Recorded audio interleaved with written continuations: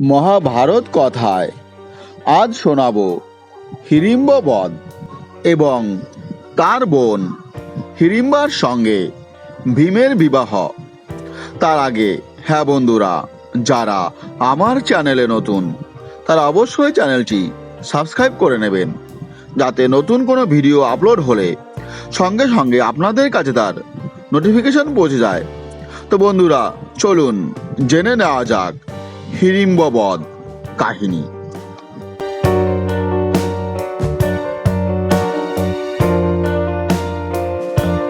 দুর্যোধন পাণ্ডবদের হত্যা করার জন্য বারণাবত নগরীতে তার মন্ত্রী পুরোচনকে দিয়ে এক মনোরম প্রাসাদ নির্মাণ করিয়েছিলেন, যা লাক্ষা অর্থাৎ যতু দ্বারা তৈরি হয়েছিল।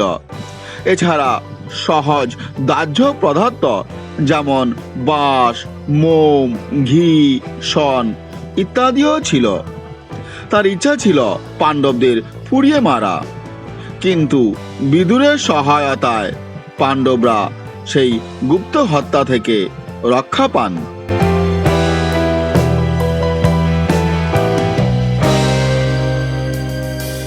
তারা যে বনের মধ্য দিয়ে পালাচ্ছিলেন, সেই বনে হিড়িম্ব নামক এক রাক্ষস ও তার ভগিনী হিড়িম্বা বাস করত। মানুষের আগমন বুঝতে পেরে হিড়িম্ব তার বোনকে বলেন যে মানুষগুলোকে তার কাছে নিয়ে আসতে, কিন্তু হিড়িম্বা সেখানে উপস্থিত হয়ে ভীমের অপূর্ব রূপ আর তেজ দেখে তার প্রেমে পড়ে যান। তিনি এক সুন্দরী নারীর বেশে ভীমের কাছে এসে বলেন যে তার ভ্রাতা একজন রাক্ষস এবং এই বনের রাজা। হিড়িম্বা আরও বলেন তিনি ভীমকে ভালোবেসে ফেলেছেন এবং তাকে নিয়ে অন্যত্র যেতে চান। এই সময় অন্যান্য পাণ্ডব এবং কুন্তী পথশ্রমে ক্লান্ত হয়ে ঘুমিয়ে পড়েছিলেন।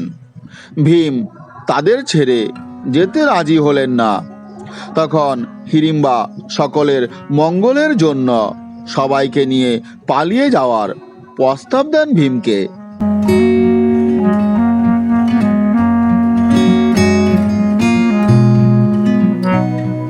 এদিকে বনের বিলম্ব দেখে হিড়িম্ব সেখানে উপস্থিত হন এবং হিড়িম্বাকে মানুষের বেশে ভীমের সাথে প্রেমালাপ করতে দেখে অত্যন্ত ক্রুদ্ধ হয়ে প্রথমে নিজের বোনকেই মারতে গেলেন, কিন্তু ভীম এ সময় হিড়িম্বাকে সরিয়ে নিজেই হিড়িম্বর সাথে দ্বন্দ্বযুদ্ধে রত হলেন।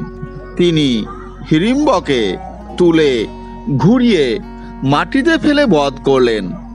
বাহু যুদ্ধের শব্দে কুন্তী ও অন্যান্য পাণ্ডবরা জাগ্রত হয়ে পাশে হিড়িম্বাকে দেখতে পেলেন।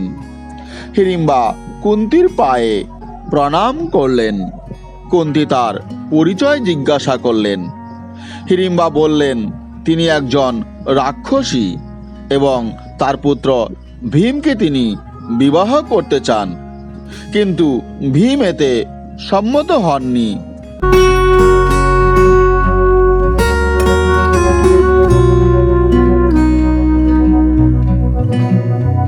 ভীম এই ভেবে হিড়িম্বাকে বিবাহ করতে রাজি হননি যে তিনি হয়তো তার ভাতৃহত্যার প্রতিশোধ নেবেন।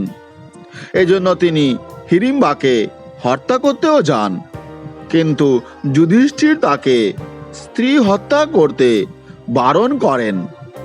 হিড়িম্বা কুন্তীর কাছে গিয়ে বলেন যে তিনি ভীমকে না পেলে আত্মহত্যা করবেন। তখন কুন্তীর আদেশে ভীম হিড়িম্বাকে বিবাহ করেন। যুধিষ্ঠির এই শর্ত দেন যে ভীম স্নান আহ্নিক শেষে হিড়িম্বার সাথে মিলিত হবেন এবং সন্ধ্যায় পুনরায় ভ্রাতাদের কাছে ফিরে আসবেন। সন্তান না হওয়া পর্যন্ত ভীম হিড়িম্বার সাথে বসবাস করতে রাজি হন। তাদের যে পুত্র হয় তার নাম হয় ঘটোৎকচ। ঘটোৎকচ একজন ধার্মিক, বিদ্বান ও বীর যোদ্ধা ছিলেন।